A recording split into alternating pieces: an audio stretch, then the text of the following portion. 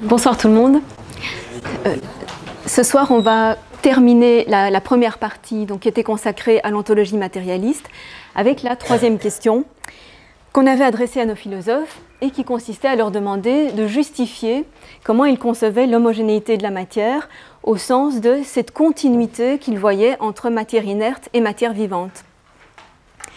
Et c'est de nouveau dans le rêve de d'Alembert qu'on trouve les affirmations les plus claires à ce propos, et notamment dans le premier dialogue entre Diderot et d'Alembert, où Diderot fait remarquer à son interlocuteur qu'on assiste très souvent à de la transformation de la matière inerte en matière vivante, et ce, de la manière suivante. Il dit considérer une statue qu'on peut réduire en morceaux, et ensuite écraser ces morceaux pour obtenir une poudre calcaire, mélanger cette poudre calcaire à de la terre, semer des légumes dans cette terre, et puis récolter ces légumes qui ont évidemment absorbé le calcaire avec les éléments de la terre, et puis les manger, et de cette manière-là, les transformer en nos propres tissus.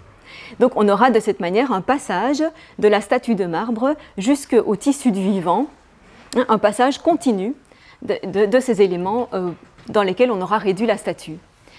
Et quelques années plus tard, dans des notes qu'il écrit à un ouvrage d'un philosophe hollandais qui s'appelle Emsterhuis, mais peu importe, mais c'est intéressant cette manière de découvrir.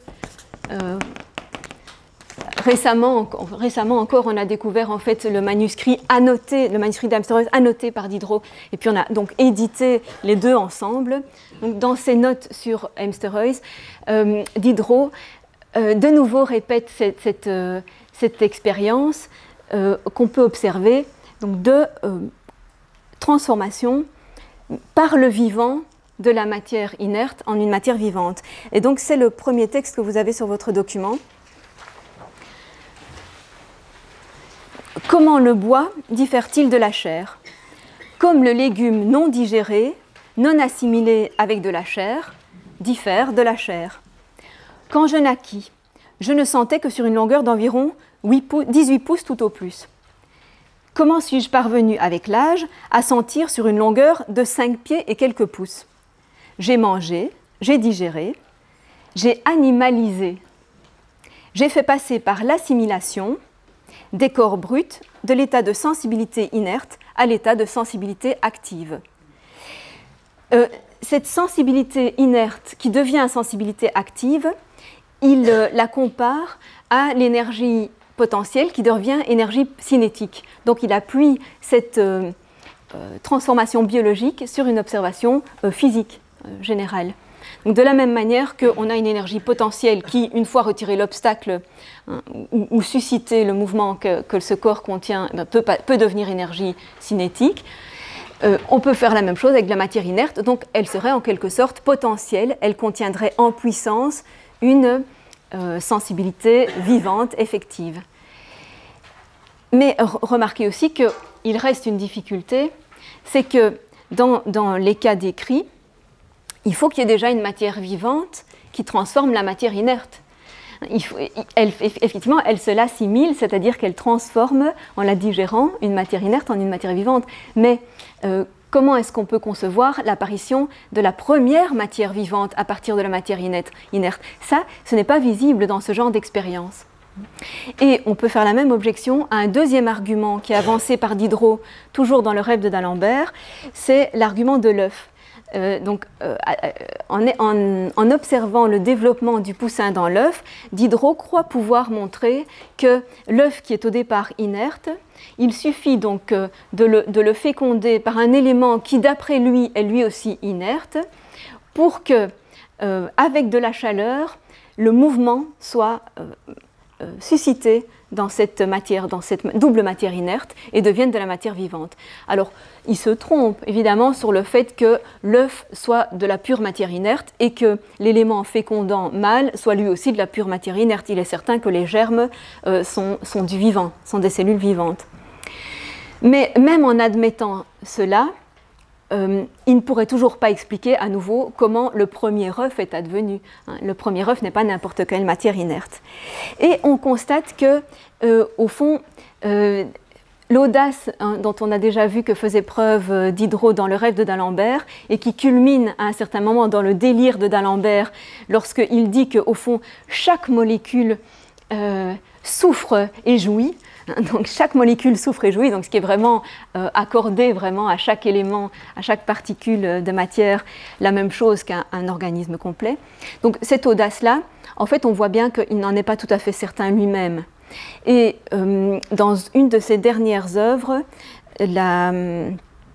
qui est la réfutation d'Helvétius, c'est-à-dire du livre de l'homme d'Helvétius, donc, qui est une réfutation qui date d'à peu près 75. La rédaction date d'à peu près 1775.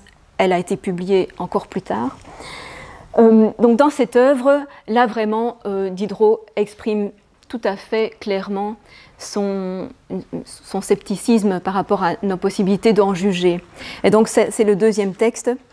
« J'estimerai davantage encore celui qui, par l'expérience ou l'observation, démontrera rigoureusement ou que la sensibilité physique appartient aussi essentiellement à la matière que l'impénétrabilité, ou qu'il la déduira sans réplique de l'organisation. » C'est donc bien entre ces deux possibilités qu'il hésite et qu'elles ne sont pas du tout équivalentes. C'est-à-dire que, ou bien effectivement, on dit que la sensibilité est dans la matière depuis ses éléments les plus petits, ses composants les plus originaires, fût-ce à l'état de potentiel, fût-ce à l'état inerte, comme il dit, ou bien on dit que la sensibilité résulte d'une certaine organisation de la matière. Et du coup, évidemment, elle n'appartient pas à tous les corps, elle appartient seulement aux corps qui ont un certain organisme, qui sont disposés d'une certaine façon, dans un certain agencement de matière qui n'est pas indifférent. Et donc, du coup, on n'a plus cette continuité, on a une distinction assez forte, on a de nouveau une frontière entre le vivant et le non-vivant. Donc il hésite entre ces deux solutions qui, en tout cas, ont en commun de n'admettre aucun principe extérieur à la matière, ce qui est déjà beaucoup. Il n'y a pas un principe de vie, de sensibilité ou de pensée, parce qu'il ajoutera la pensée, qui viennent de l'extérieur de la matière. Ça, de toute façon, c'est exclu par les deux solutions. Il poursuit « J'invite tous les physiciens et tous les chimistes à rechercher ce que c'est que la substance animale sensible et vivante. » Donc, ouverture, appel à toutes les expériences scientifiques. Je vois clairement dans le développement de l'œuf et quelques autres opérations de la nature, la matière inerte en apparence, mais organisée, passer par des agents purement physiques de l'état d'inertie à l'état de sensibilité et de vie. Mais la liaison nécessaire de ce passage m'échappe. Donc il ne voit pas en quoi, justement, il y a une nécessité à ce passage et en quoi, justement, dans d'autres cas, ce passage ne se fait pas. Donc quelle est la différence entre les cas où ce passage se fait, où il y a création du vivant, et tous les autres cas où le passage ne se fait jamais et où on pourra attendre aussi longtemps qu'on voudra, une matière inerte ne donnera pas une matière vivante. Il faut en convenir, l'organisation ou la coordination de parties inertes ne mène point du tout à la sensibilité. Donc, il admet en fait qu'il ne suffit pas de coordonner différentes parties non vivantes pour que ça donne un vivant. Ça vous fait peut-être penser à l'imagination de Mary Shelley quand elle écrit Frankenstein. C'est quoi Frankenstein? C'est la création d'un être vivant à partir de parties de cadavres. Donc le docteur Frankenstein assemble des parties de cadavres qu'il est allé déterrer alors il y a quelque chose de mystérieux qui se passe et qui évidemment est son secret scientifique, c'est qu'il arrive à insuffler l'énergie qui fait que tous ces membres épars se mettent à fonctionner en synergie. Mais donc Diderot dit bien, on ne voit pas qu'on puisse faire ça, on ne voit pas qu'on puisse le faire. Et la sensibilité générale des molécules de la matière n'est qu'une supposition. Donc supposer de la sensibilité dans toutes les molécules, ce n'est qu'une supposition, finalement, qui tire toute sa force des difficultés dont elle débarrasse, ce qui ne suffit pas en bonne philosophie. Donc ce n'est pas parce que c'est une solution commode, qui nous débarrasse de beaucoup d'ennuis, d'embarras de la pensée, que pour autant, elle est vraie. Ça ne suffit pas à une démonstration. Donc vous voyez un Diderot très scrupuleux, hein, très très prudent, quand vraiment il écrit quelque chose de plus qu'une sorte d'amusement un peu provocateur, comme on peut considérer certaines parties du rêve de d'Alembert.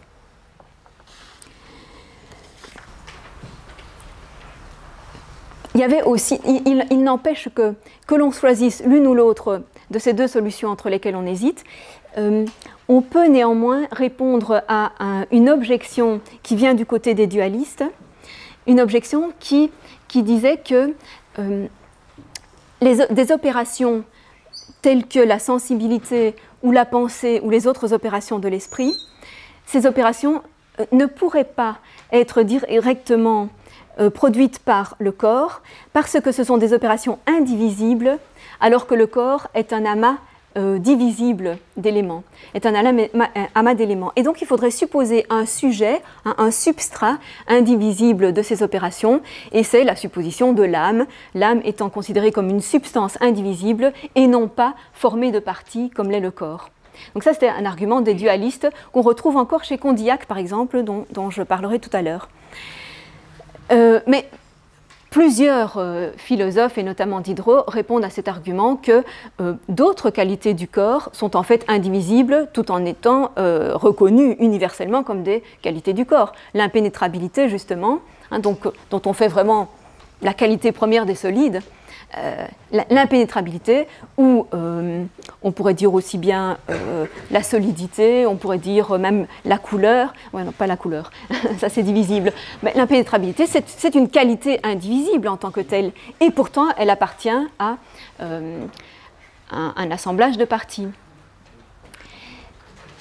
Et d'autre part, ils argumentent aussi en faveur de l'unité du corps, par divers signes, notamment cette synergie justement des parties, dont Diderot dit qu'elle n'est pas une contiguïté, c'est-à-dire que cet assemblage ne consiste pas simplement à mettre des matières différentes l'une à côté de l'autre, juste en contact l'une avec l'autre. C'est une continuité, c'est-à-dire qu'il y a une véritable fusion de l'une avec l'autre. Donc il n'y a pas de frontière entre ces parties, et c'est pourquoi il y a vraiment une unité corporelle, même indépendamment des fonctions du corps. Donc il y a des arguments évidemment qui sont échangés contre le dualisme de toute façon, et donc on peut dire que Diderot ne doute pas de la suffisance de la matière pour expliquer l'ensemble des opérations du corps. J'en viens donc maintenant tout naturellement, tout logiquement par suite, hein, à la question de la théorie de la connaissance, puisque c'est intimement lié à la manière dont on se représente le corps et la matière des objets.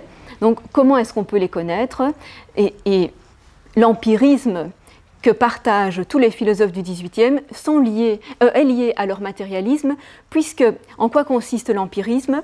L'empirisme, c'est considérer que toutes nos connaissances viennent de l'observation et de l'expérience menées à partir de la sensation qui est corporelle, hein, puisqu'elle passe par nos organes sensoriels, et qui nous met en contact avec des objets tout aussi matériels. Donc contact de matière à matière, c'est ça qui suffit pour engendrer toutes les connaissances.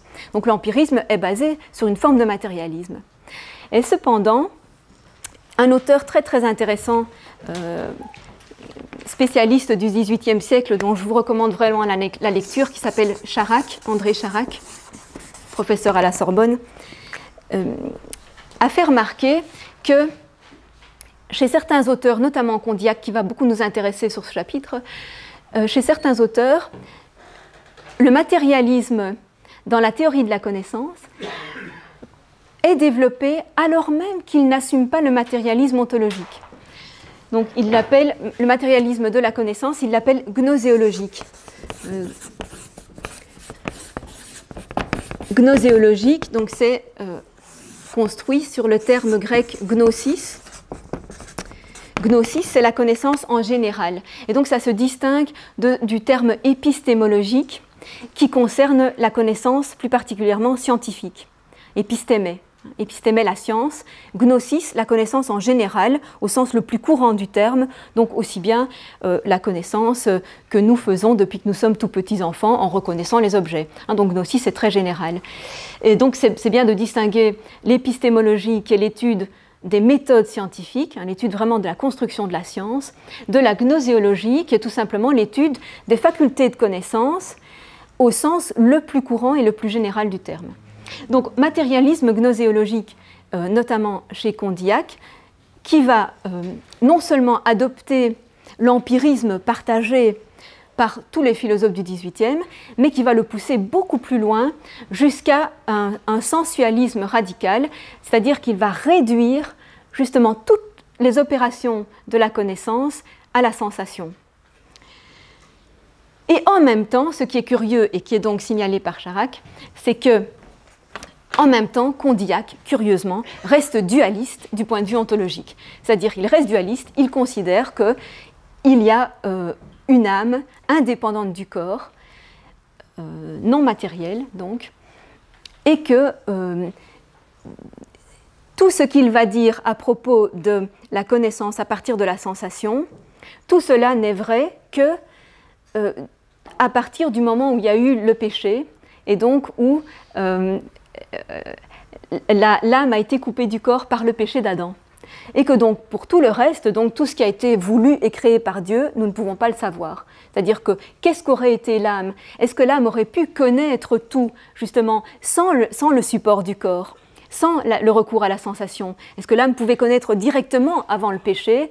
Ça, c'est peut-être bien le dessein original de Dieu, mais nous ne pouvons pas le savoir. Et donc il reste dualiste par une espèce d'attachement au christianisme. Donc ça n'empêche pas, ceci pour faire remarquer qu'on peut être matérialiste gnoséologique tout en étant dualiste ontologique. L'empirisme, les philosophes du XVIIIe vont le chercher intégralement chez John Locke.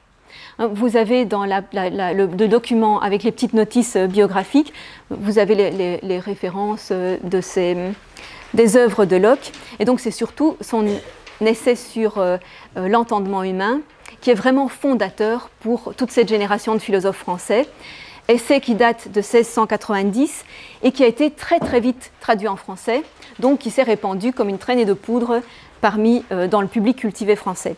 Donc on a très vite adopté ces idées, d'autant plus qu'elles permettaient de se détacher d'un cartésianisme qui pesait aux philosophes de l'époque. L'empirisme de Locke consiste à dire que toutes nos idées sont formées par deux types de sensations. D'abord les sensations qui nous viennent de l'extérieur par les organes sensoriels, et ensuite les sensations que nous avons de nos propres opérations mentales par la réflexion. Réflexion qu'il faut prendre au sens simplement de retour sur soi. Donc nous pouvons saisir comme des objets nos propres opérations, c'est-à-dire nous pouvons être conscients de sentir ou de penser. Quand je dis « je pense », je sais que penser existe, j'ai une notion de ce que ça veut dire penser. J'ai une idée de ce que c'est la pensée, puisque je pense. Même chose si je dis « j'imagine »,« je désire ». Donc toutes ces opérations mentales, ce sont des opérations qui sont bien internes, ce n'est pas des objets extérieurs, ce sont des opérations internes, et je peux en prendre conscience par une perception directe et évidente. Il est évident que je désire, que j'imagine, que je pense, que je doute. Il reprend les mêmes termes en fait que Descartes, il reprend les mêmes verbes. Et donc ça, ces idées qui sont formées par ces opérations sont tout aussi évidentes que les idées de sensation, même si elles sont secondes par rapport à elles. Parce que quand je pense ou que j'ai une autre opération, c'est toujours par rapport déjà à des données de la sensation. Je ne pense jamais sans penser quelque chose. On n'a pas attendu la phénoménologie pour dire ça. Toute pensée est pensée de quelque chose, toute sensation est sensation de quelque chose. Donc il faut d'abord avoir des données qui nous viennent des sensations pour pouvoir ensuite avoir des opérations et être conscient de ces opérations. Donc toutes les idées viennent de là. Alors, il faut absolument éclaircir le mot « idée » avant d'aller plus loin. Ce mot « idée » est vraiment très caractéristique du XVIIe siècle plutôt que du XVIIIe. Et à plusieurs reprises, on l'a mentionné à propos de Descartes. Descartes, quand il part de ses idées, quand il part du « je pense » au sens large, incluant toutes les opérations mentales, au fond, il applique une forme d'empirisme, parce qu'il part aussi de l'expérience. Il parle de l'expérience la plus certaine pour nous. Et l'expérience la plus certaine pour nous, ce n'est pas celle des objets extérieurs. Parce que, rappelez-vous, Descartes émet beaucoup de raisons de douter de l'existence des objets extérieurs. Tout ce qu'on sait, c'est qu'on éprouve quelque chose. Est-ce que ce quelque chose nous vient de notre corps déjà? On n'en est pas certain. Et d'un extérieur à notre corps, on en est encore moins certain. Donc on part d'une forme d'empirisme qui est simplement un empirisme de la conscience elle-même, de la conscience des opérations de notre propre esprit. Mais par la suite, évidemment, Descartes aura toutes les peines du monde, comme on sait, justement à reconstituer l'existence d'un corps, l'existence d'un monde extérieur, et pour tout ça, il aura besoin de l'idée de Dieu. Mais simplement, il part des idées à cause de ce point de départ qui est l'expérience du mental, l'expérience mentale. Donc une idée, qu'est-ce que c'est? C'est tout acte mental dont on ait conscience. Tout processus qui se passe en nous dont on a conscience. Toute opération de notre esprit dont on a une conscience. Donc dès qu'il se passe quelque chose dans notre esprit, on peut appeler ça une idée pour Descartes. Donc c'est un terme extrêmement large, extrêmement vague et peu précis. Et Descartes d'ailleurs devra souvent se justifier du fait que une idée n'est pas l'autre, et ce qu'il dit des idées n'est pas nécessairement valable pour toutes les idées. Parce qu'évidemment, dès qu'on utilise un terme trop large, trop équivoque, ça entraîne beaucoup de malentendus, et ça a été le cas. Donc d'autres philosophes vont restreindre la portée de ce terme, notamment un petit peu avant Hobbes, cet autre philosophe anglais qui est Hobbes. Hobbes va réduire les idées aux idées de sensation. Et donc Hobbes dira, nous avons des idées qui sont des représentations de sensations, qui sont donc des présences dans notre esprit de quelque chose qui a été créé par une sensation.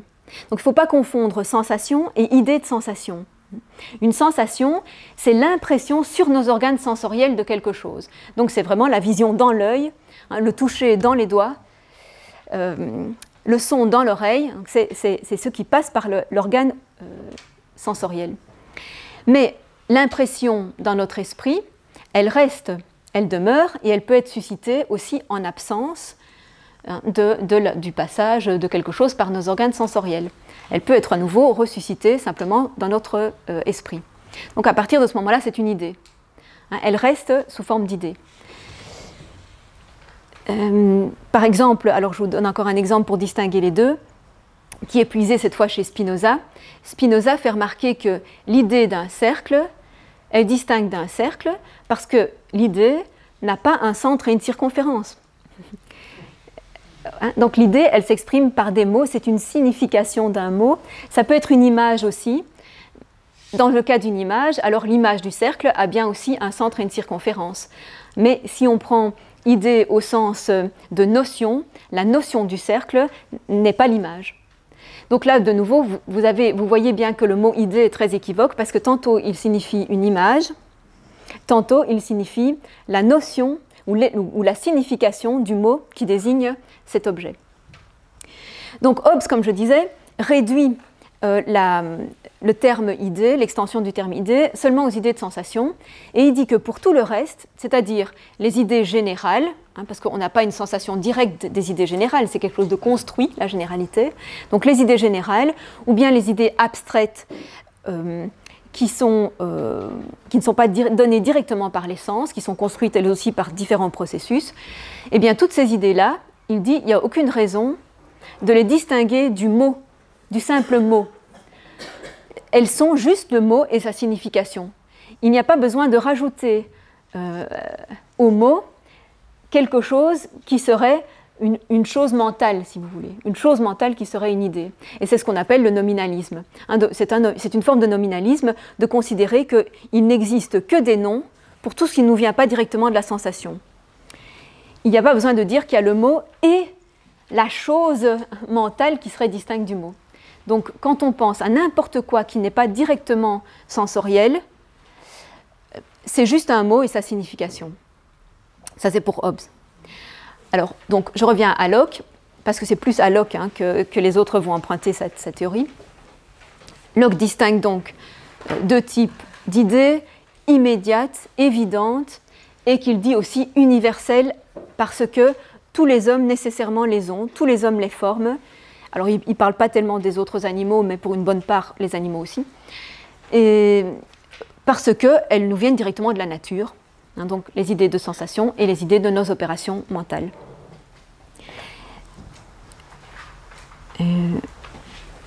Avec en même temps que ces idées de sensation, nous viennent aussi les idées de rapport entre ces sensations.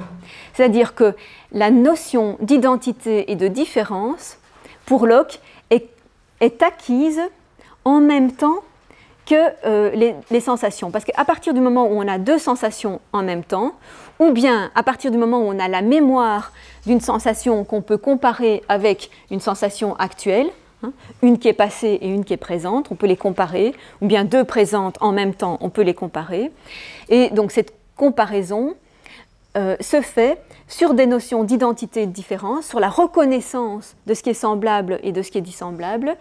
Et cette reconnaissance, d'après lui, n'est pas quelque chose que nous possédons a priori, avant l'expérience, c'est quelque chose qui nous vient de la sensation.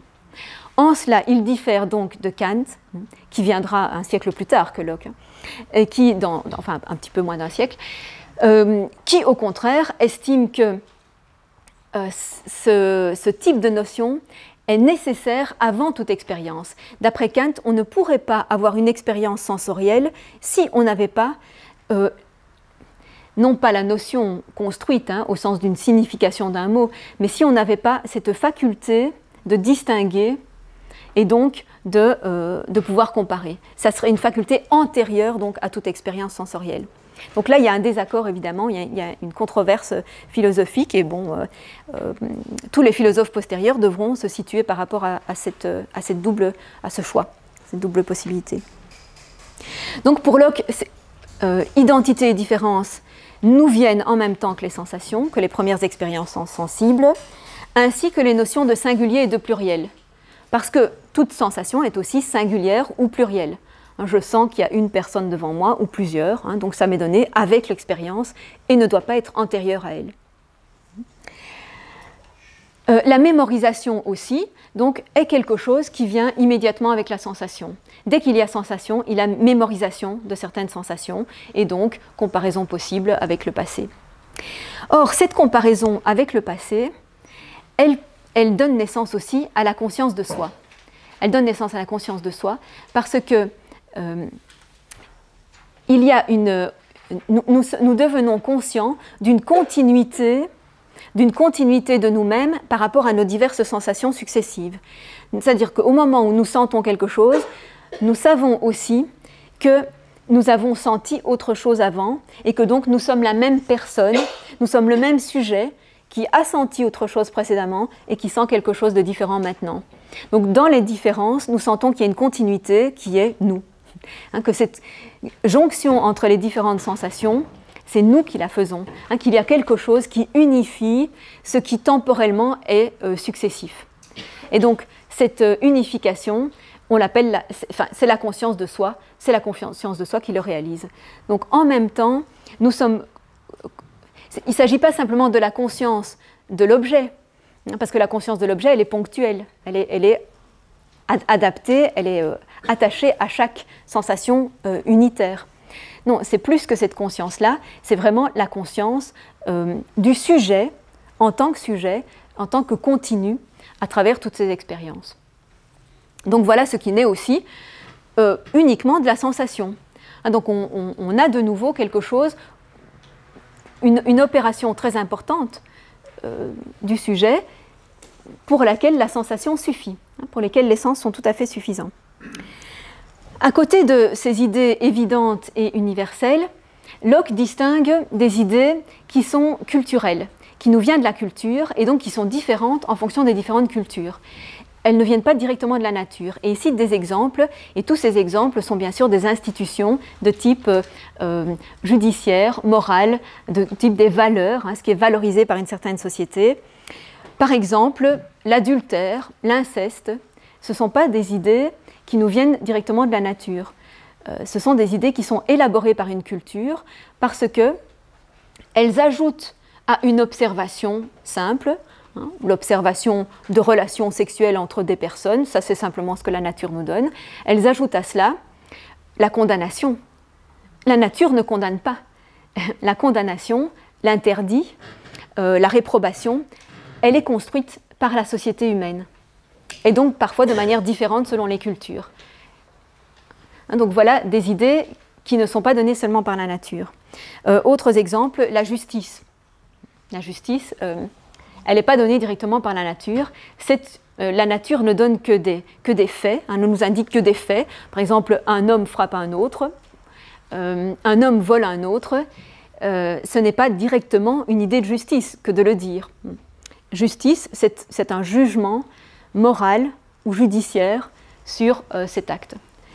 Autre exemple, la gratitude ou la gloire. Bon, ça, bien sûr, ce sont toutes des idées qui ne sont pas directement dans la nature. Ce sont des jugements de valeur, ajoutés par une certaine culture. Et par conséquent, il peut conclure que les idées morales ne sont pas innées. Les idées morales ne sont pas innées. Ça s'oppose en fait à tous les philosophes qui restent encore chrétiens ou déistes, pour lesquels justement il y avait ce sentiment moral, hein, qui était quelque chose de surnaturel en nous et qui était en fait un signe que nous avons quelque chose de divin, hein, de directement donné par Dieu et qui n'appartient pas aux autres animaux.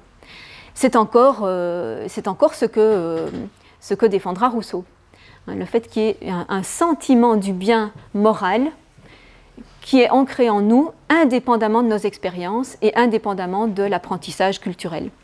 Donc Locke, évidemment, c'est, j'allais dire du pain béni, mais c'est plutôt le contraire. Pour les philosophes du XVIIIe, hein, ils peuvent évidemment se reposer sur lui aussi pour refuser une morale qui soit transcendante, hein, qui soit d'origine divine, et donc pour ne développer leur morale que sur strictement l'intérêt matériel directement lié à la nature. Enfin, Locke distingue les idées abstraites et générales des simples idées immédiates. Donc les idées immédiates, elles sont plutôt à propos de choses concrètes ou singulières, mais à partir de là, par abstraction, on peut former d'autres idées, notamment en abstraction, ça veut dire en dépouillant un certain objet de toutes ses circonstances particulières ou en le dépouillant de ses caractéristiques particulières et donc en retenant plus qu'une seule caractéristique qu'on isole de toutes les autres et on rend cette caractéristique générale en la retrouvant comme une qualité commune, une caractéristique commune dans de multiples cas semblables. Hein, donc cette abstraction ou généralisation forme des notions générales telles que les genres, les espèces, ou les abstractions mathématiques aussi. Et à propos de nouveau de ces notions générales, notamment des genres et des espèces, il fait une nouvelle distinction qui est que les genres et les espèces de classes naturelles, qui sont des classes naturelles, donc qui nous servent à ordonner les différentes productions de la nature, donc à classer les différents règnes végétaux, animaux, etc., en fait, selon lui, ne doivent être considérés que comme des essences nominales. Des essences nominales, c'est-à-dire des significations du nom qu'on donne à chaque espèce, et pas des essences réelles, c'est-à-dire qu'on ne peut pas atteindre, on ne peut pas connaître l'essence réelle d'une chose naturelle, selon Locke.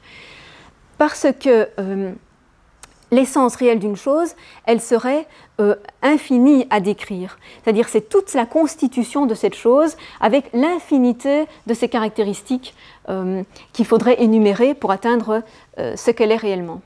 Donc on ne peut pas en fait connaître les essences réelles des choses. On peut juste leur donner des noms et attacher une signification à ce nom et ensuite classifier effectivement en genre et espèces en fonction, dit-il, de nos besoins.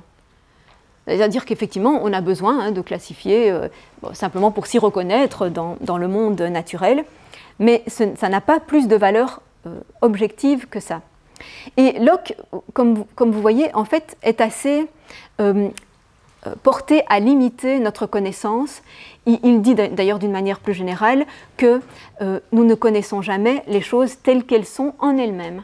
Donc bien avant Kant, on a déjà cette affirmation, nous ne connaissons les choses que telles qu'elles apparaissent justement à nos organes sensoriels.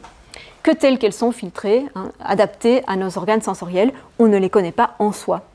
Et donc ça lui permet aussi de se dépêtrer de certains problèmes, enfin de certaines questions sur lesquelles il est parfois risqué de se prononcer, par exemple la nature de l'âme elle-même, ou la nature de la pensée. Il dit que quant à savoir si la pensée est un attribut de la matière ou pas, il ne se prononce pas, ce qui est bien prudent. Mais donc on voit aussi qu'il se limite et qu'il est différent en cela des philosophes qui voudront pousser beaucoup plus loin la curiosité et qui voudront avoir le fin mot de la connaissance de la matière. On voit qu'il est un petit peu en retrait par rapport à cette recherche très, très passionnée qu'on a eue au XVIIIe. Donc, essence nominale pour tout ce qui concerne les objets de la nature, mais en revanche, pour tous les objets créés par la culture, enfin pour toutes les idées créées par la culture, là, l'essence nominale correspond en fait à l'essence réelle, puisque ces objets ne sont rien d'autre que leur signification.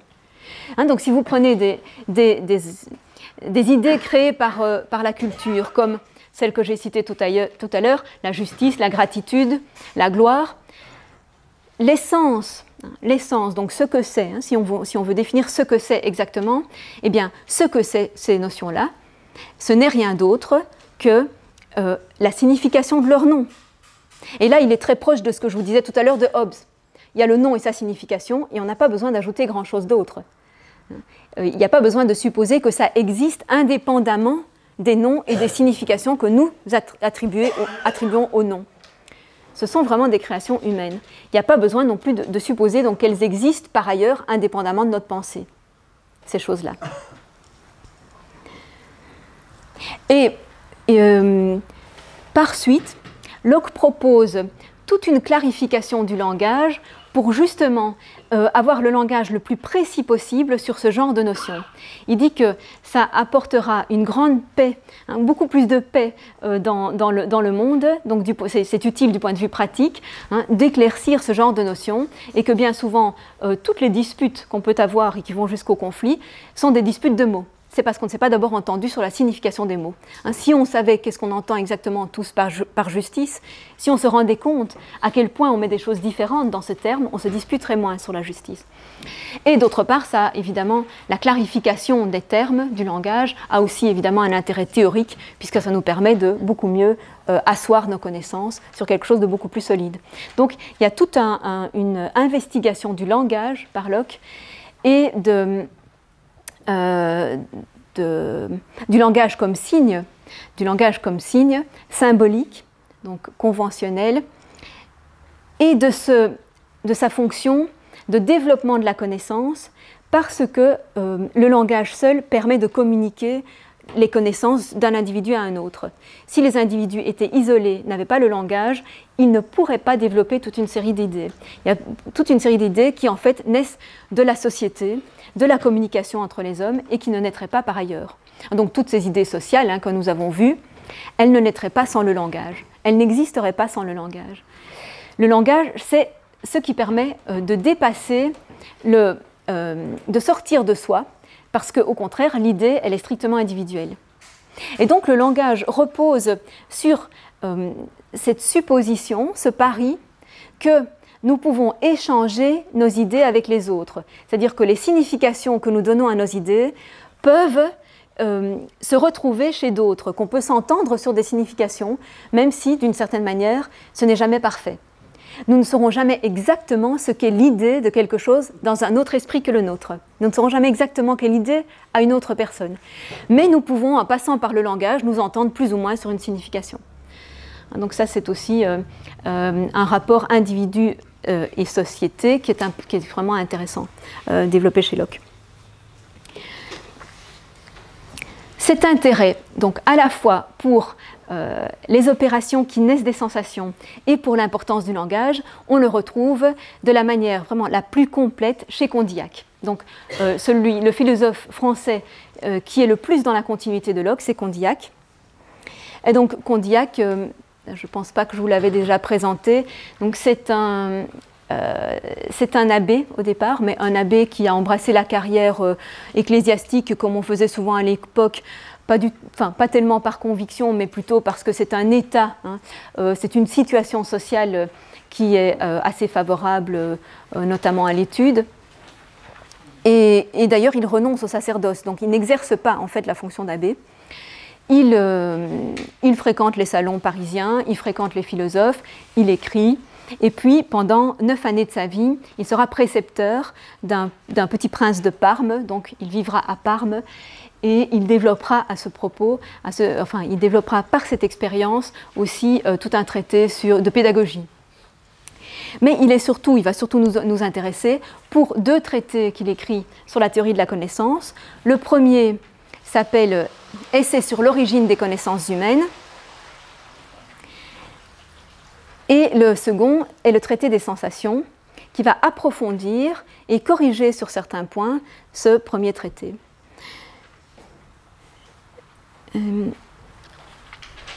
Dans le traité Essai donc, sur l'origine des connaissances humaines, Condillac dit que tout ce qui l'intéresse de montrer, ce n'est donc pas, comme je vous le disais tout à l'heure, la nature même de la pensée, puisqu'il reste dualiste, mais c'est de montrer la liaison des idées entre elles et des idées avec les signes du langage. Donc, importance vraiment portée sur le langage. Je ne vais pas répéter en fait tout ce qu'il emprunte à Locke, puisque pour la plupart des choses, il l'emprunte. Quelque chose de tout à fait propre à lui, c'est qu'il estime qu'il n'y a pas de sensation inconsciente. Donc, parlant des sensations, il dit que, certes, il y a une attention qui peut être différente, hein, portée à différentes données qu'on a, qui s'offrent toutes ensemble à l'une de nos sensations. Donc, si par exemple pour la vue, quand on regarde un spectacle très varié, on ne va pas pouvoir porter attention à tous les détails en même temps. Donc notre attention, hein, elle va flotter, elle va se disperser, enfin, elle va peut-être se concentrer alternativement sur l'un ou l'autre détail. Et si on a simplement une attention d'ensemble, elle sera peu précise. Alors, est-ce que dans cette attention d'ensemble, cela signifie que les perceptions des détails, néanmoins, nous adviennent, puisque manifestement elles passent par nos yeux, hein, l'image est bien reflétée par notre rétine, l'image totale, donc est-ce que tous ces détails sont perçus par nous et restent inconscients, faute d'attention, ou bien est-ce qu'ils ne nous parviennent pas au cerveau, ou bien, alors il va introduire cette troisième possibilité, c'est qu'ils nous parviennent bien, mais ils sont immédiatement oubliés, dit-il. Ils sont immédiatement oubliés. Donc, l'idée la plus fréquente à ce propos, c'est de considérer qu'il y a des perceptions inconscientes, c'est-à-dire que, ou bien quelque chose est bien perçu par l'organe sensoriel, mais ne parvient pas à s'imprimer dans le cerveau. Mais alors, dit Condillac, pourquoi est-ce que ça se perdrait en chemin, hein? Qu'est-ce qui justifierait que sur le parcours du nerf, hein, du nerf optique ou auditif, l'information s'est perdue, on ne voit pas pourquoi. Ou bien, on pouvait aussi avancer que l'attention du cerveau étant concentrée sur autre chose, ça ne s'imprime pas dans ses fibres, comme on disait, hein, on parlait des fibres du cerveau. Mais Condillac objecte aussi que, comme s'il n'y avait pas assez de fibres dans le cerveau pour que les unes soient concentrées sur une chose pendant que les autres reçoivent une autre impression. Hein, donc il y a bien assez de fibres, on dirait actuellement, il y a bien assez de neurones pour enregistrer tout. En ça, il n'a pas tort. Donc, pour lui, tout s'enregistrait. Mais les sensations trop faibles étaient immédiatement oubliées. Et donc, du coup, on ne pouvait pas les récupérer. Hein, d'aucune manière, on pouvait les récupérer. Et donc, on pouvait dire que les choses nous échappaient. Hein, ça pouvait expliquer pourquoi beaucoup de choses, en fait, nous échappent. Alors, d'autre part, toujours dans ce premier essai, Condillac se distingue aussi de Locke à propos du fameux problème de Molineux. Alors, le problème de Molineux, c'était un problème qui avait été proposé à Locke par un mathématicien irlandais, Molineux, qui avait demandé à Locke s'il pensait qu'un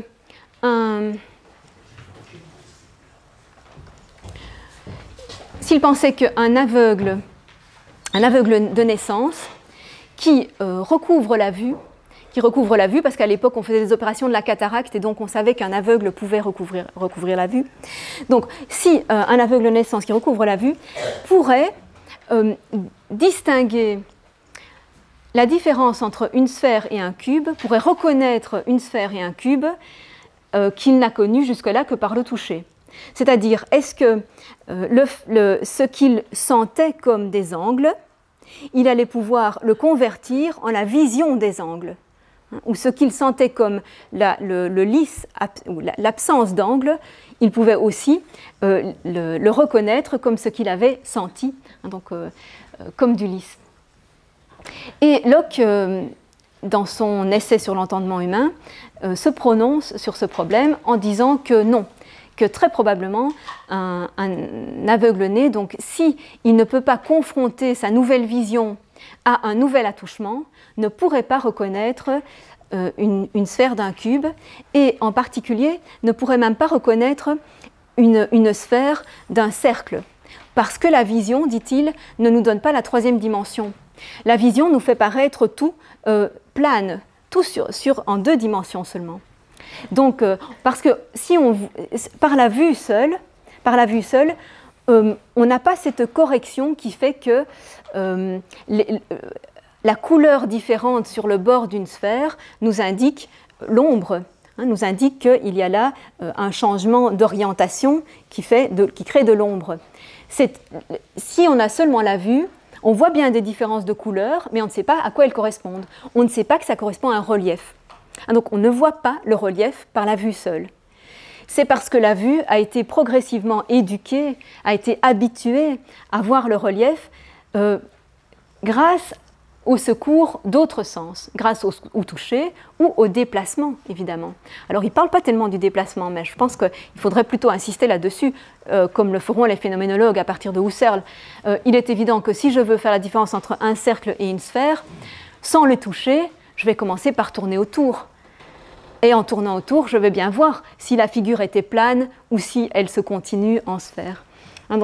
Mais de toute façon, on peut bien accepter le fait que la vue seule, sans le déplacement et le toucher, ne nous donne pas le relief et ne nous donne pas la distance. C'est-à-dire que nous ne pouvons pas savoir si une image que nous voyons est à grande distance, s'éloigne loin dans l'espace, ou si elle est juste toute plate devant nous.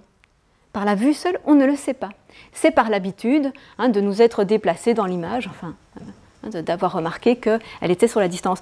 Et donc, la perspective, cette perspective qui fait que nous voyons plus petits les objets lointains, c'est une correction qui ne vient pas directement de la vue. La vue voit les objets plus grands ou plus petits, mais ne sait pas qu'elle voit les plus petits parce qu'ils sont lointains. Ça, c'était donc ce que Locke avait répondu à Molineux. Et c'est ce que la plupart, en fait, des philosophes reprendront. Donc, beaucoup vont reprendre ce défi, donc, par exemple aussi Diderot dans la lettre sur les aveugles, beaucoup vont reprendre la question et confirmer en fait la réponse de Locke. Mais pas Condillac dans son premier traité.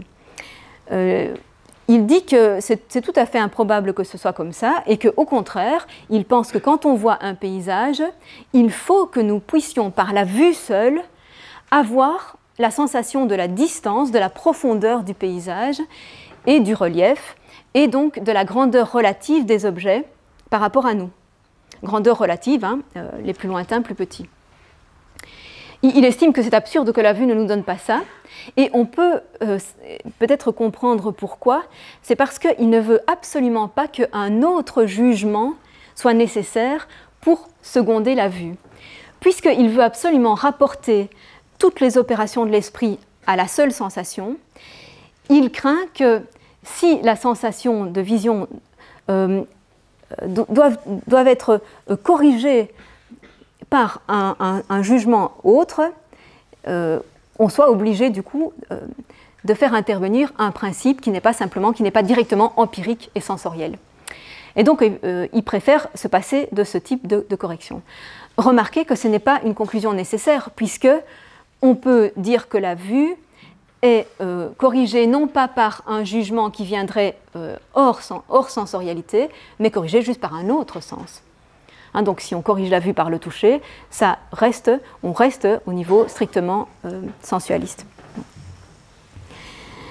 Mais d'ailleurs, justement, Condillac va revenir dans son deuxième traité, dans son traité des sensations, il va revenir sur cette conception et il va adopter à son tour cette conception que la distance ne nous est pas donnée par la vue seule, et il va donner toute l'importance, en fait, une importance énorme au sens du toucher. Il va faire du toucher vraiment le sens prépondérant pour la connaissance. Alors que le toucher soit le sens prépondérant pour la vie, pour la subsistance, ça c'est déjà une idée très ancienne. C'est une idée qui remonte à Aristote, hein, de dire que si un animal n'a qu'un seul sens, c'est nécessairement le toucher, parce que sans le toucher, aucun ne peut survivre. Il faut pouvoir avoir le toucher pour fuir ce qui est dangereux et pour rechercher ce qui est nécessaire à la survie. Donc ça, c'était déjà établi. Mais on n'avait pas du tout, par contre, insisté, enfin, on n'avait pas du tout pensé que la connaissance aussi était fondée d'abord sur le toucher. On pensait plutôt que la connaissance se faisait de manière privilégiée par la vue, parce qu'elle donne plus d'informations sur les objets, ou par l'ouïe, parce qu'elle permet la transmission culturelle de la connaissance, par le langage.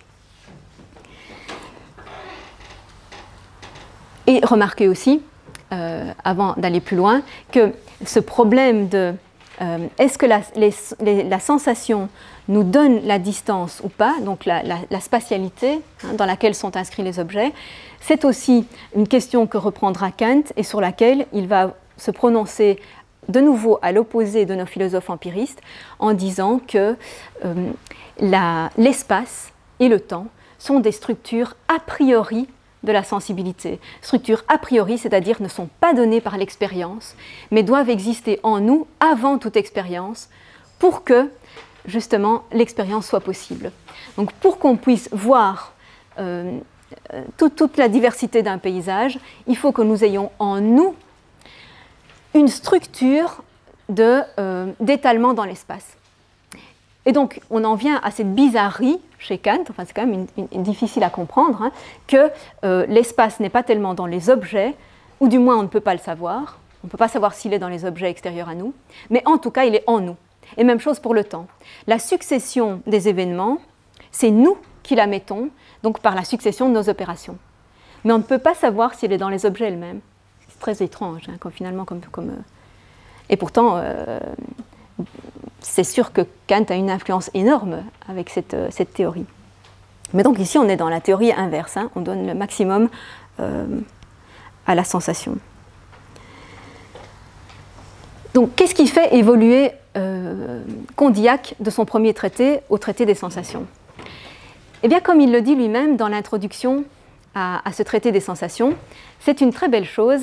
C'est en fait, il rend hommage à une amie, une grande amie à lui, qui s'appelle Élisabeth Ferrand, Mademoiselle Ferrand, comme il l'appelle, qui, dit-il, à qui il reconnaît qu'il doit l'essentiel de son traité des sensations.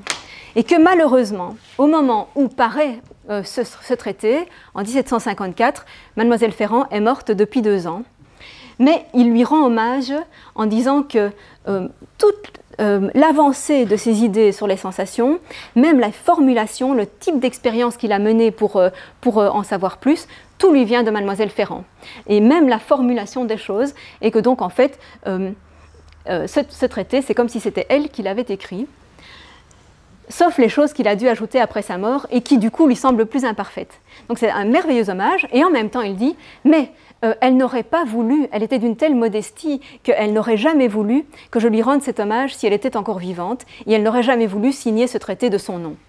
Ce qui nous en apprend beaucoup sur la condition féminine, hein, soit dit en passant.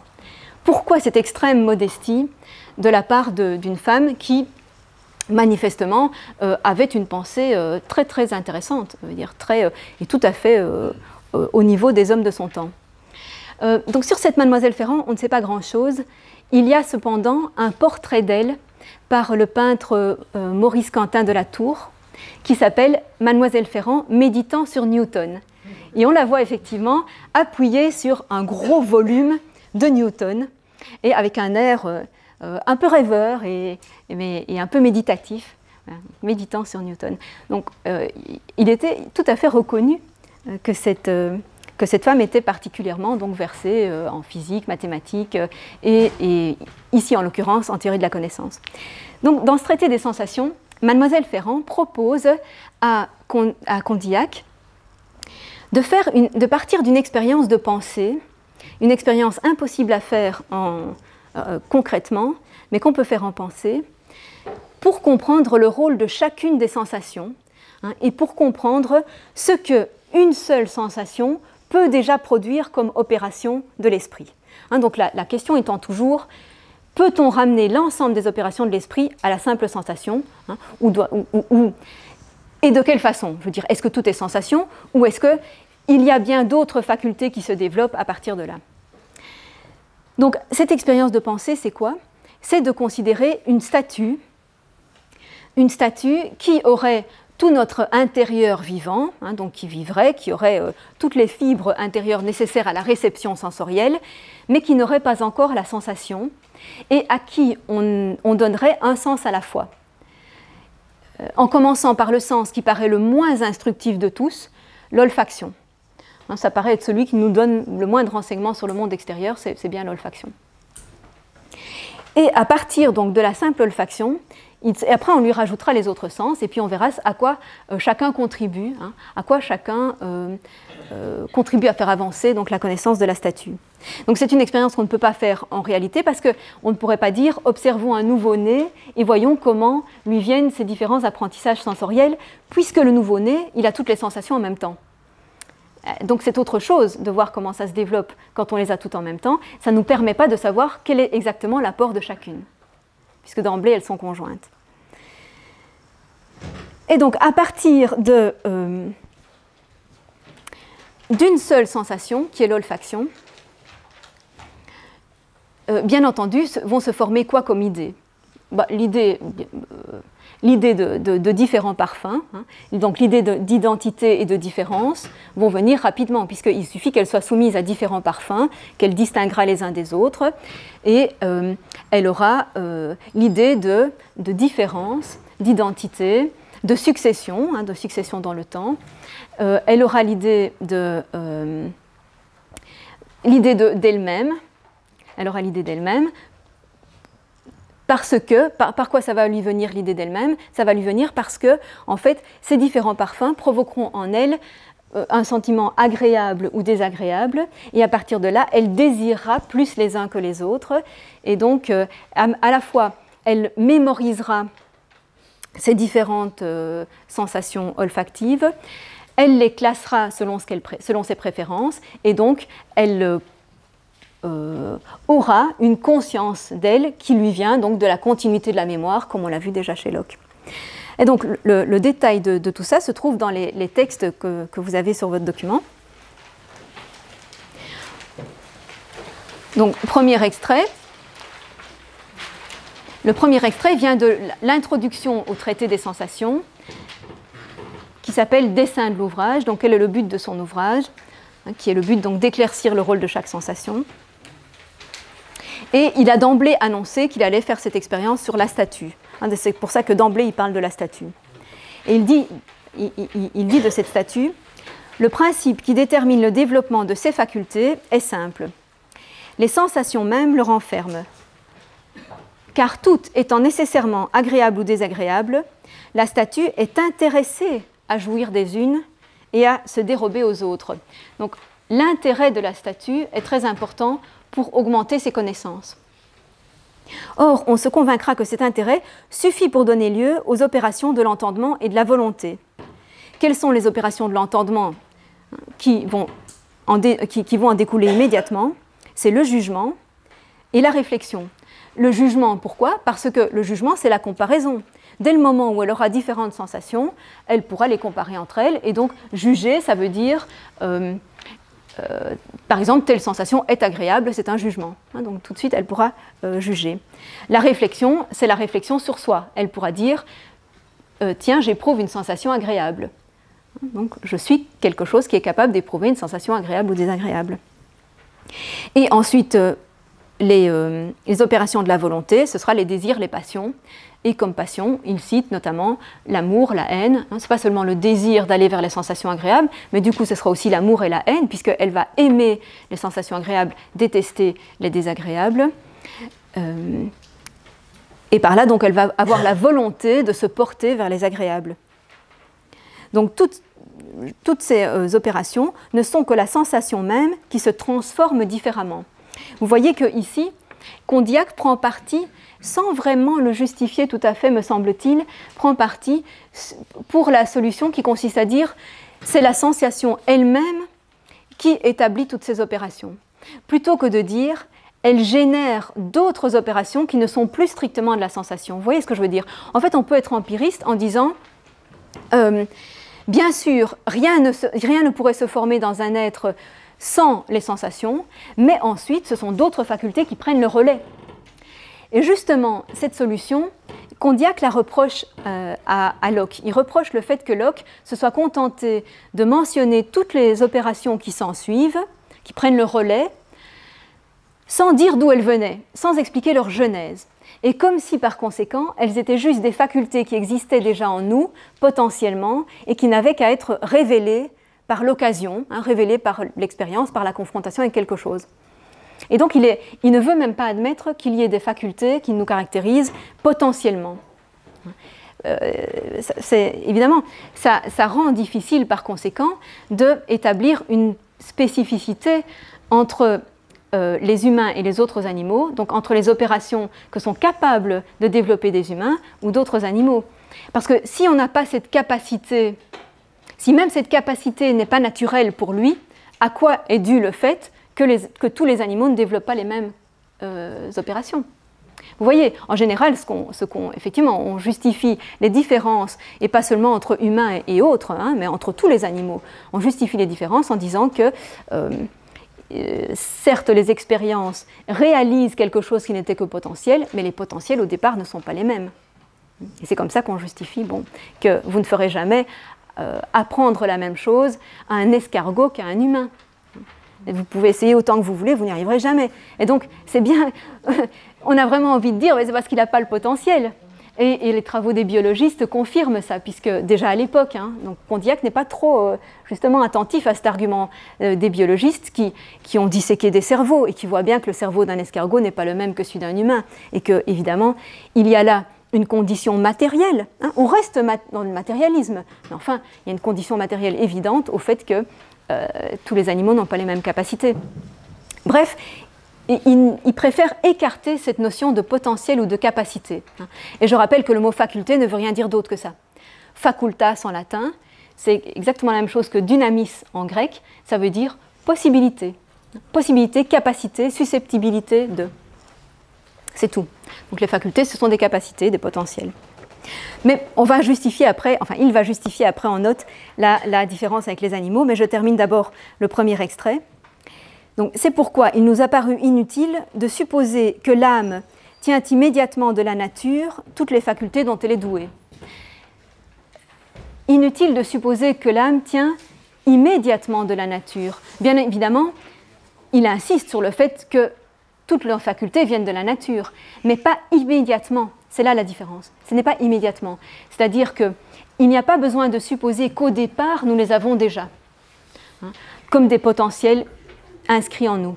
Il n'y a pas besoin de supposer qu'au départ on les a déjà. Il suffit de se dire qu'elles se développeront par l'expérience. La nature nous donne des organes pour nous avertir par le plaisir de ce que nous avons à rechercher et par la douleur de ce que nous avons à fuir. Mais elle s'arrête là.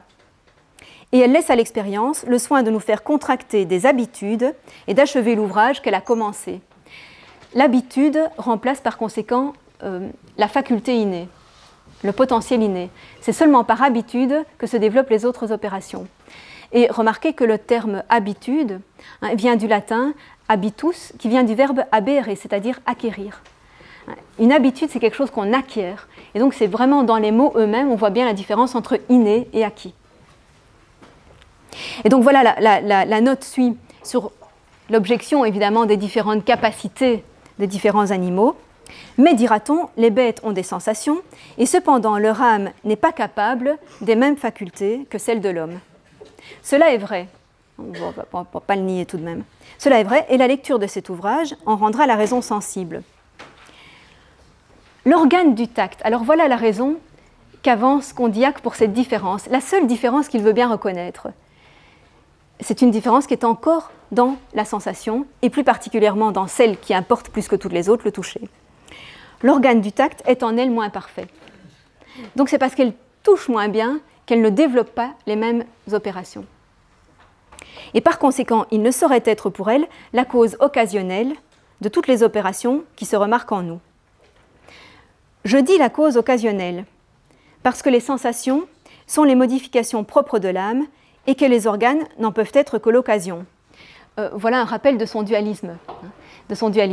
Parce que, évidemment, il est en train de développer toute une théorie qui est basée entièrement sur les sensations. Or, pour lui, l'âme est autre chose que le corps. Et donc, en fait, c'est l'âme qui connaît, c'est l'âme qui agit, c'est l'âme qui a toutes ses opérations et ses actes, mais les sensations sont les occasions à partir desquelles l'âme peut avoir ses opérations. Donc, cette correction vise évidemment à se réconcilier avec son propre dualisme. De là, le philosophe doit conclure, conformément à ce que la foi enseigne, donc voilà tout de même l'abbé qui revient, que l'âme des bêtes est d'un ordre essentiellement différent de celle de l'homme, car serait-il de la sagesse de Dieu qu'un esprit capable de s'élever à des connaissances de toute espèce, de découvrir ses devoirs, de mériter et de démériter, fût assujetti à un corps qui n'occasionnerait en lui que les facultés nécessaires à la conservation de l'animal. Autrement dit, Dieu a donné une autre âme aux bêtes et aux hommes, mais des sensations identiques. Mais comme nous ne pouvons pas savoir ce qu'est l'âme, comme nous nous concentrons sur ce qu'apportent les sensations, nous devons dire qu'il n'y a pas de différence entre les hommes et les bêtes, si ce n'est une certaine finesse du toucher. Donc c'est extraordinaire comme raisonnement tordu, évidemment, pour concilier de l'inconciliable. Hein, je pense que c'est assez remarquable. Alors, on va poursuivre avec le texte suivant, qui montre donc le développement des opérations de la statue à partir toujours d'une seule sensation, l'odorat. Donc, à partir du moment où il y a deux sensations. Et donc une double attention, dit-il. Donc elle peut prêter attention ou bien en même temps à deux sensations, hein, si elle reçoit deux odeurs qui se mélangent, ou bien successivement à l'une et à l'autre, puisqu'elle a la mémoire. Donc dès qu'il y a double attention, il y a comparaison. Car être attentif à deux idées ou les comparer, c'est la même chose. Être attentif à deux idées ou les comparer, c'est la même chose. Puisque dès qu'on sait qu'il y a deux, on sait qu'il y a deux différentes. Sinon, on ne verrait qu'une. Bien sûr. Si on ne les comparait pas, on ne verrait qu'une. Or, on ne peut les comparer sans apercevoir entre elles quelques différences ou quelques ressemblances. Apercevoir de pareils rapports, c'est juger.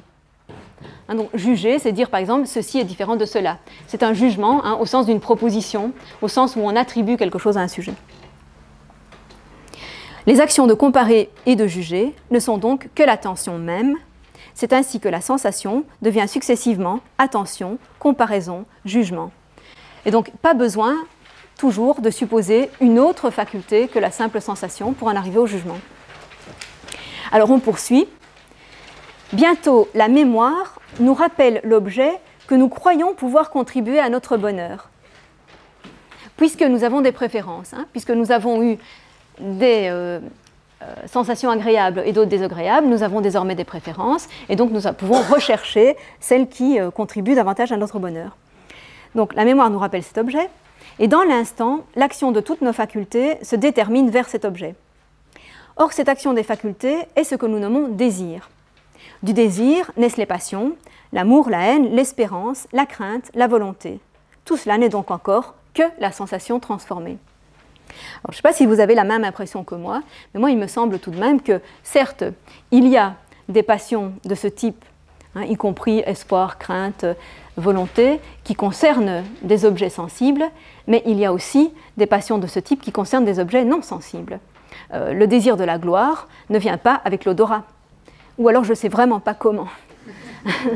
Et donc, il y a quelque chose toujours d'un petit peu trop tranché chez Condillac, quelque chose d'insuffisamment démontré et sans doute un petit peu excessif dans sa volonté de tout réduire à la sensation.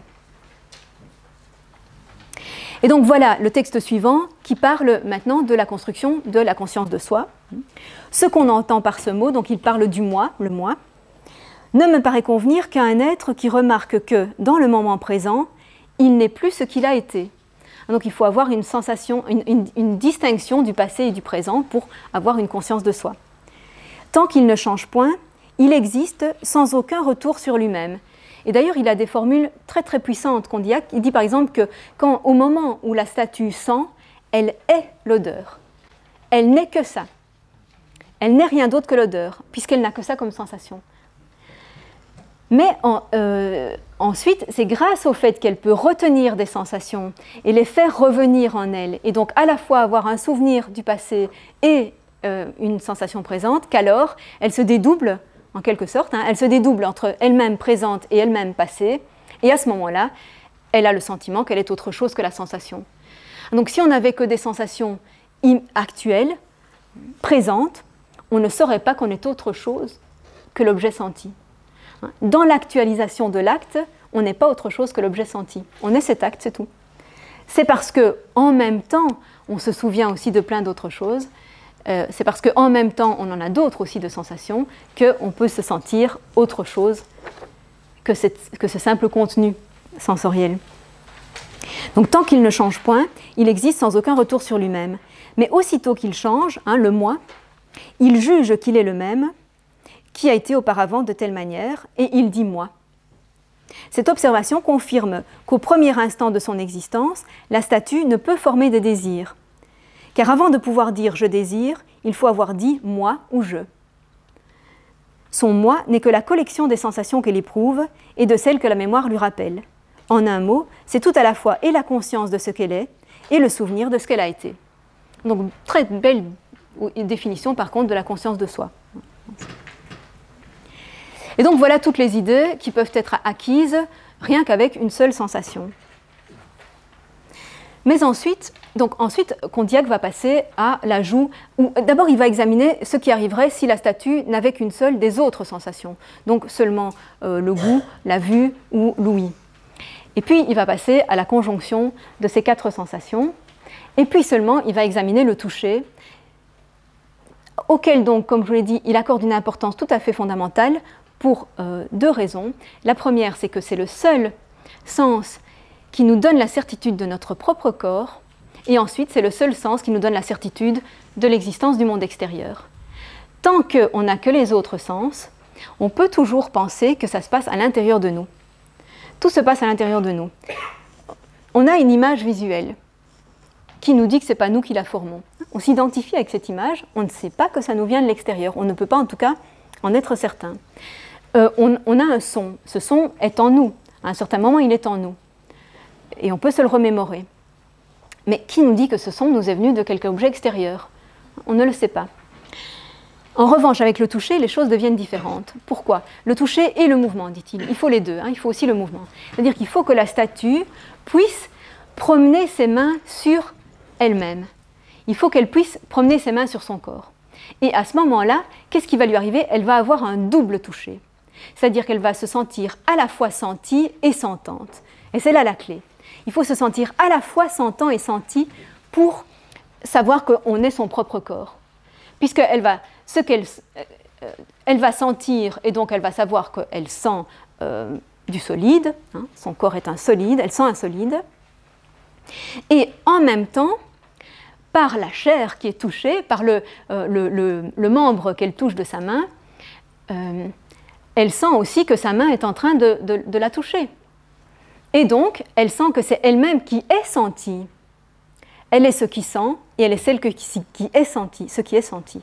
Par conséquent, elle a conscience d'être de l'étendue, d'être elle-même du solide, qui fait obstacle à sa main, qui résiste à sa main. Donc elle est un solide, elle est un corps à 3 dimensions, elle est une matière, elle est un corps. Donc voilà seulement, c'est seulement par le toucher qu'on peut être sûr qu'on est un corps. Et c'est seulement par le toucher aussi qu'on peut avoir la certitude du monde extérieur. Et ça, c'est le texte 5. Donc, tant que la statue ne porte les mains que sur elle-même, elle est à son égard comme si elle était tout ce qui existe. Elle se sent elle-même comme corps, mais elle ne sent toujours pas le reste. Mais si elle touche un corps étranger, le moi, qui se sent modifié dans la main, donc la main sent bien qu'elle sent quelque chose, ne se sent pas modifiée dans ce corps.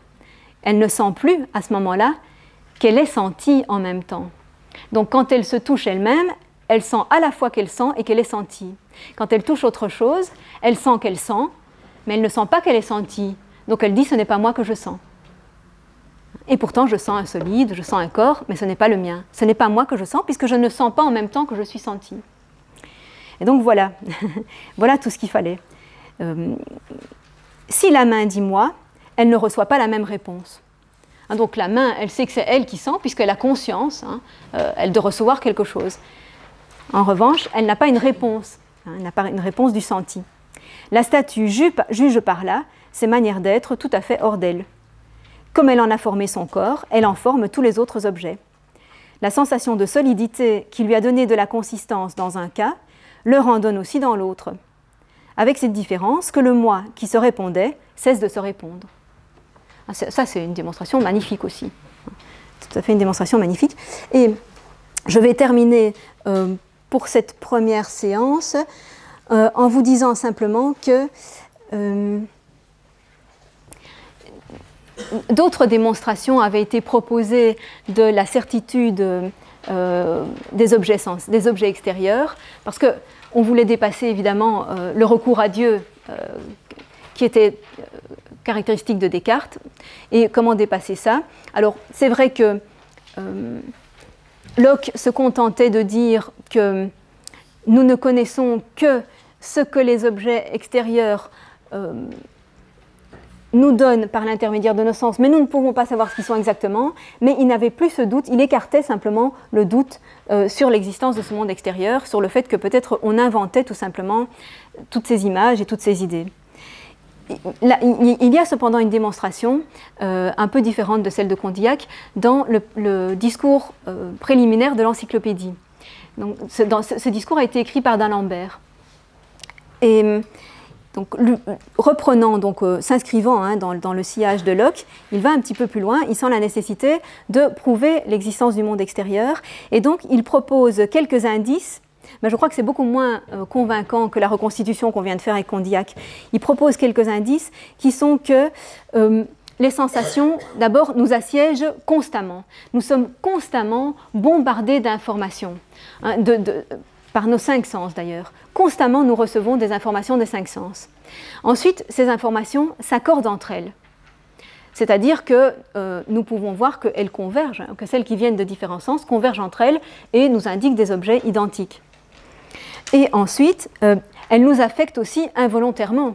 C'est-à-dire que pourquoi est-ce qu'on inventerait, pourquoi est-ce qu'on créerait nous-mêmes en fait des sensations qui nous sont désagréables, qui nous agressent quand on n'en a pas envie, qui nous viennent quand on voudrait rester tranquille ou en repos.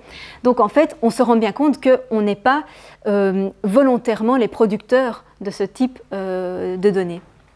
Que ce type de données doivent nous venir de quelque chose qui est indépendamment de notre volonté et donc indépendamment de nous.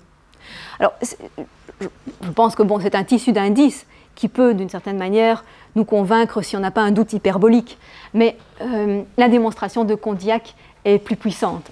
Cette démonstration par le sentant qui est senti, elle est assez extraordinaire. Et donc, je vais quand même juste lire le sixième texte qui conclut sur cette expérience. Donc, toujours dans le traité des sensations de Condillac. Les sensations actuelles, donc actuelles ça veut dire en train de se faire, au moment où elles sont réalisées, de l'ouïe, du goût, de la vue et de l'odorat, ne sont que des sentiments lorsque ces sens n'ont point encore été instruits par le toucher, ne sont que des sentiments, c'est-à-dire que l'âme éprouve quelque chose, mais ne sait pas quoi. Elle ne sait pas à quoi elle doit rapporter ce qu'elle éprouve. Hein. C'est juste un sentiment, elle l'éprouve, mais ne sait pas d'où ça lui vient. Parce que l'âme ne peut alors les prendre que pour des modifications d'elle-même. Cette sensation nous force bientôt, mais donc à partir du moment où elle a développé le toucher, hein, cette sensation nous force bientôt à juger hors de nous toutes les modifications que l'âme reçoit par le toucher. Et c'est pourquoi chaque sensation du tact se trouve représentative des objets que la main saisit. Le toucher, accoutumé à rapporter ces sensations au dehors, fait contracter la même habitude aux autres sens. Voilà. Donc du coup, par analogie, on se dit « Ah mais oui, quand je vois aussi les corps extérieurs ». Toutes nos sensations nous paraissent les qualités des objets qui nous environnent. Elles les représentent donc, elles sont des idées. Donc à partir du moment où on sait qu'on a des représentations de quelque chose d'extérieur, on peut l'appeler idée. L'idée est bien une représentation ou un signe de quelque chose d'autre qu'elle-même. C'est très important cette définition de l'idée qui est aussi celle de Locke. L'idée, c'est très important de la considérer comme un signe d'autre chose qu'elle-même. C'est toujours une idée de quelque chose. Sinon, ce n'est pas une idée, c'est un sentiment. Donc ça devient une idée quand on est bien conscient que c'est un signe d'une chose extérieure. Mais il est évident que ces idées ne nous font point connaître ce que les êtres sont en eux-mêmes. Elles ne les peignent que par les rapports qu'ils ont à nous, et cela seul démontre combien sont superflus les efforts des philosophes qui prétendent pénétrer dans la nature des choses. Voilà, superflu, mais nous allons continuer la semaine prochaine à étudier les efforts des philosophes pour étudier la nature des choses. Oui ? Oui. Je ne peux pas ne pas penser aux rêveries du rêveur solitaire à Rousseau, parce que dans la deuxième rêverie, il parle de son accident, avec lequel il a perdu connaissance, et peut-être ses connaissances. Et là, je trouve ça troublant, tout ce qui est décrit, parce que déjà, avant cet accident, comment on perçoit l'ensemble d'un paysage et les détails visuels, déjà, c'est déjà assez compliqué. Alors là, avec les perceptions inconscientes, mais là, manifestement, il l'explique relativement bien, moins étayé que ce qu'on vient d'entendre, que Condillac, mais effectivement, c'est passionnant parce qu'on comprend qu'il redevient un autre homme, qu'il redécouvre un autre univers, il reprend conscience dans ce paysage de neige, et c'est pratiquement l'énumération des sens plus ou moins induit. Tu peux rappeler pour tout le monde donc, ce qui lui arrive Il a voulu éviter un chien, et puis un carrosse descendait à toute vitesse et il s'est retrouvé très gravement blessé. Il a renversé par ce carrosse et effectivement il a perdu connaissance. Oui, et après, surtout l'important, c'est comment il retrouve les sensations après. Donc, il les retrouve pratiquement, mais là c'est beaucoup plus précis que dans les rêves de Rousseau. Rousseau parle d'une renaissance, enfin d'un retour des sens à la vie, mais là en l'occurrence on voit très bien comment, et c'est une autre personne qui... c'est la statue. C'est vraiment la très belle métaphore avec la statue. Enfin moi je le perçois comme ça. Oui, si ce n'est bien sûr que lui, il retrouve des idées qu'il avait déjà eues et que, bien entendu, ce n'est pas pour la première fois. Oui, oui. Mais c'est vrai que... Est-ce que c'est dans ce passage-là qu'il dit qu'il est le bleu du ciel? Est-ce que c'est à cet endroit-là ou c'est ailleurs? Parce qu'il y a un moment où il y a cette évocation du fait qu'on peut être tout entier une seule couleur, qui est quelque chose évidemment qui est repris par des peintres ou des théoriciens de la peinture. Donc c'est cette idée de pouvoir être une couleur et n'être que ça. Ça m'aurait frappé, je n'ai pas lu. C'est peut-être pas là.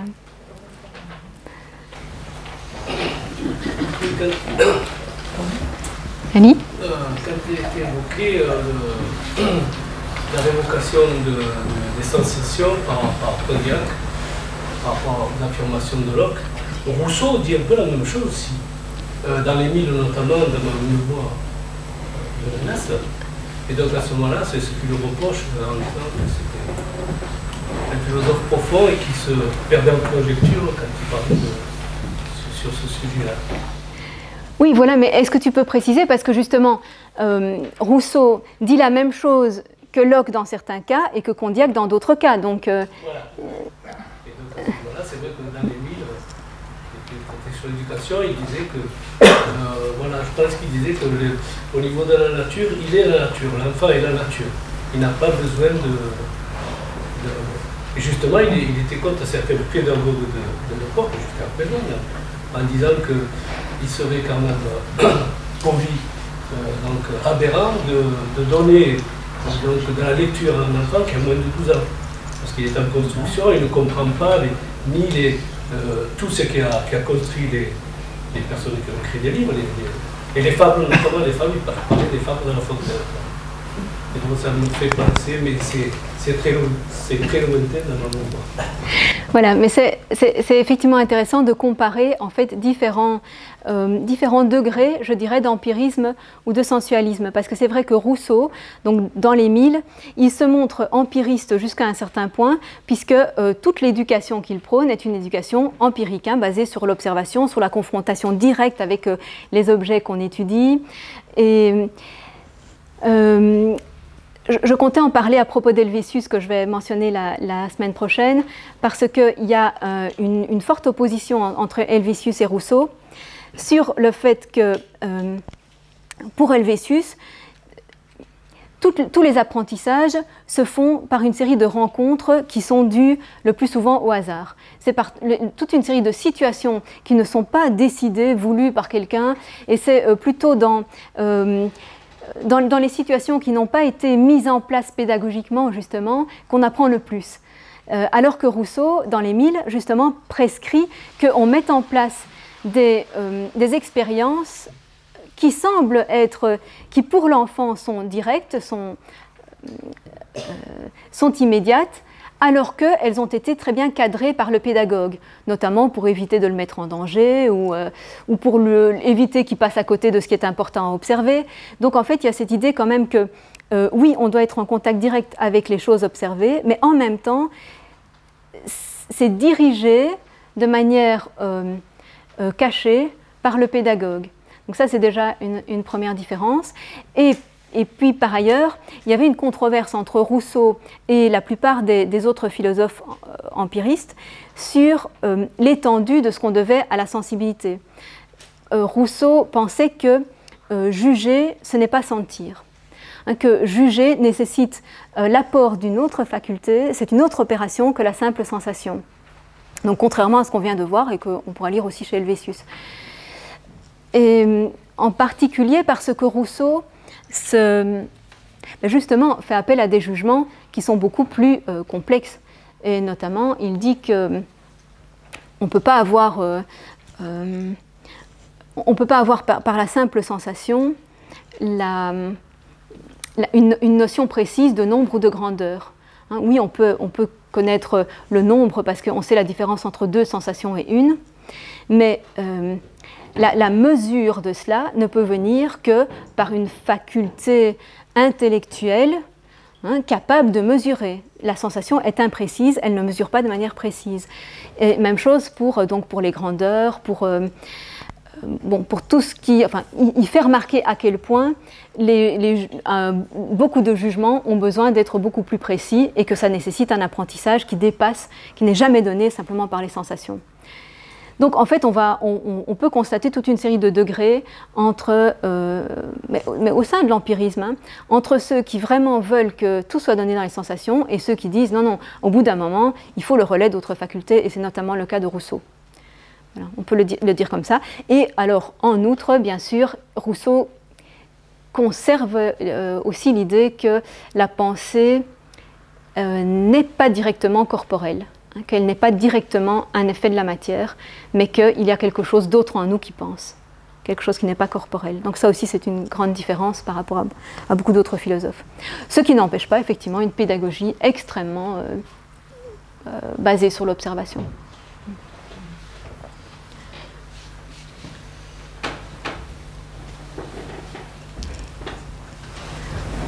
Et d'autre part, au niveau des notions des idées ou du langage, c'est très important, parce qu'au niveau du langage, on peut dire aussi que le langage ne dit pas ce qu'il doit dire ici. C'est que quand on parle, en fin de compte, pour communiquer, quelquefois, en fin de compte, on dit, on devrait dire ce qu'on ne dit pas à travers le langage. Et donc, là, Tu veux dire volontairement ou pas volontairement? Dans les deux cas.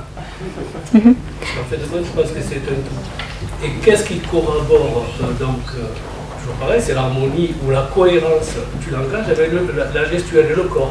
Alors le toucher ou pas, mais il y a la vue qui est importante aussi quand on parle. Et sans parler de l'attention, et notamment de faire fi ou de faire abstraction de tout ce qui est extérieur, qui parasite le langage et qui parasite aussi même la vue par la phénoménologie. Et donc il y a certains, il me semble, psychiatres, au niveau de la phénoménologie, ils ont utilisé la phénoménologie pour traiter des personnes qui étaient schizophrènes ou sur le débat intérieur, mais voilà, au niveau des sensations, des facultés ou des qualités, donc à ce moment-là, c'est pour ça que la métaphore de la statue est très importante pour se dire qu'en fin de compte, on est un tout. Et on est un tout avec l'autre. C'est ça, c'est aussi. Oui. Alors, c'est très intéressant ce que tu soulignes, c'est-à-dire le fait que le langage, il est aussi corrigé par la gestuelle et par l'expression, donc visible. Parce que j'ai vu ça nulle part chez tous ces philosophes, ni chez Locke, ni chez ceux du XVIIIe, alors qu'ils visaient tous à une clarification du langage. Ils disaient tous que pour la meilleure communication possible, il fallait éviter les équivocités, il fallait préciser en quel sens on lance un mot. Ils sont tous des grands pourfendeurs du langage vide de sens, hein. Tous ces mots ronflants qui viennent de la scolastique, ils en ont beaucoup contre la scolastique, donc qui finalement ne signifient plus rien pour personne, mais qui constituent des obstacles et surtout sont intimidants. Voilà, tous ces mots qui sont intimidants, c'est-à-dire que quand on entend forme substantielle, ça vous cloue le bec, mais en réalité, il n'y a rien derrière.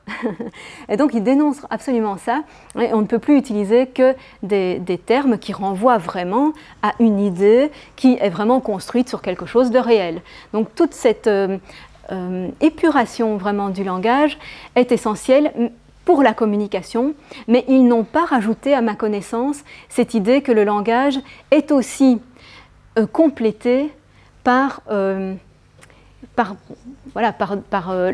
quand il est en vis-à-vis. Hein, il est favorisé quand il est en vis-à-vis parce qu'on voit aussi l'expression et parce qu'on peut éventuellement déceler ce qu'il y a en plus ou par le ton sur lequel c'est dit. Hein. L'ironie transparaît dans le ton, pas dans la formulation nécessairement. En fait, toutes ces choses-là, je n'ai pas lu qui parlait de ça. En revanche, il parlait du fait du double évitement, à la fois de tromper l'autre et de se tromper. C'est pour ça que je te demandais, est-ce que le langage ne dit pas ce qu'on pense volontairement ou involontairement? C'est-à-dire qu'on peut se tromper, donc évidemment utiliser des mots qu'on ne comprend pas bien soi-même, les utiliser en croyant les comprendre, donc là on se trompe involontairement, ou bien tromper les autres volontairement, évidemment en utilisant les doubles sens pour manipuler la rhétorique. Et c'est intéressant parce que Locke fait allusion aux deux, et donc il dit qu'il y a une sorte d'exigence morale même à avoir un langage clair. C'est un devoir envers les autres hommes d'avoir un langage clair.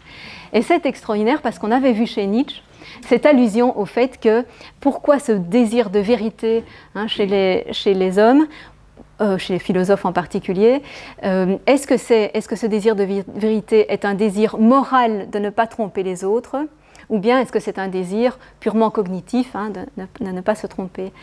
Et donc, c'est quelque chose c'est un souci, une préoccupation qu'on trouve vraiment exprimée chez Locke. Et puis chez tous les autres, il y a vraiment une décision sur le langage. Et il faut bien, je pense qu'on peut y trouver une des origines d'une particularité de la tradition anglo-saxonne en philosophie. Parce que la tradition anglo-saxonne, dans le sillage de Hobbes, de Locke, a beaucoup plus insisté sur la philosophie du langage. C'est-à-dire sur, donc il y a qu'on pense, j'allais dire Wittgenstein, mais c'est un Autrichien, mais enfin bon, c'est un Anglais d'adoption. Et c'est ça qui compte. Donc cette importance pour la connaissance de ne pas utiliser un langage incompréhensible pour les autres ou un langage qui ne corresponde pas exactement à ce qu'on veut dire. Cette exigence de signification. Voilà, n'utilisez jamais un mot que vous ne comprenez pas exactement. Et là, on en revient à, effectivement aussi à la comparaison avec l'Émile. Hein, dans l'éducation, il ne sert à rien d'apprendre aux enfants des mots qu'ils sont incapables de comprendre parce qu'ils ne peuvent pas saisir l'idée qu'il y a derrière. À quoi ça sert d'apprendre à un enfant le mot adultère? Comment est-ce qu'il peut imaginer ce que c'est que l'adultère? Impossible pour un enfant. Hein, donc, enfin, pour un enfant, pour autant que, bon, les enfants sont de plus en plus précoces, mais bon. C'est sûr qu'il faut s'interroger sur ce que, sur ce dont il a la notion avant de lui apprendre le mot, évidemment. Donc ça, c'est tout à fait cohérent aussi. Et c'est vrai que, bon, c'est de cette tradition plutôt anglo-saxonne d'épuration du langage que sont venus certains reproches d'impostures intellectuelles. Hein. Je ne sais pas si ça vous rappelle un livre assez récent, là, Les impostures intellectuelles, qui dénonçait chez certains philosophes français du XXe siècle une tendance à utiliser le langage comme un écran de fumée avec rien derrière. Un sabir, oui, on peut l'appeler comme ça, ou en tout cas un langage faussement élaboré, faussement technique, faussement hyper intellectuel, mais qui en fait ne recouvre rien. Si on essaye de comprendre qu'est-ce qu'il essaye d'exprimer, ou bien ce sont des évidences, hein, ou bien c'est rien du tout. Donc bon, pour une part sans doute, une partie du langage philosophique est ça. Il faut bien le reconnaître. Est-ce qu'il y a une rupture véritable entre l'idée de la matière et l'idée de la substance d'Aristote? Est-ce qu'il y a une rupture véritable ou une simple continuité? Ce sont des termes effectivement bien différents à l'époque moderne. La substance, donc c'est un terme qui est encore beaucoup utilisé au XVIIe siècle et donc essentiellement, alors si on se concentre simplement sur Descartes, on peut aussi associer Spinoza, la substance, elle se divise en substance corporelle étendue et substance pensante non étendue, ou bien corps, enfin, dont sont des cas particuliers le corps et l'âme. Les deux sont des substances au sens de sujet d'attribut.